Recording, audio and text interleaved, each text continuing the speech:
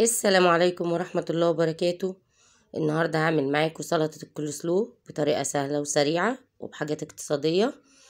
أنا معايا هنا جزرتين مبشورين، ومعايا كمان كرنب سلطة مقطعة زي ما انتوا شايفين كده، شرايط كده صغيرة ومقطعاها تاني مخليها صغيرة خالص، وعليها كمان الجزرتين المبشورين، وهقلبهم كويس مع بعض.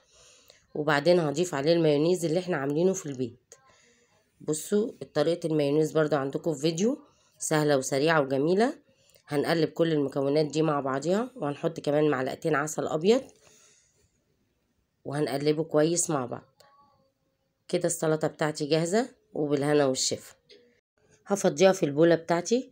بصوا عملنا كمية كبيرة من سلطة الكولسلو وما كلفتناش حاجة كتيرة خالص.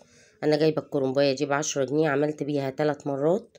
والجزر طبعا متوفر عندنا كلنا، والمايونيز انا عاملاه بطريقه اقتصاديه وعامله لكم فيديو بيه. ان شاء الله المكونات بتاعتنا كلها سهله. لو عجبكم الفيديو لايك وشير كتير. والسلام عليكم ورحمه الله وبركاته.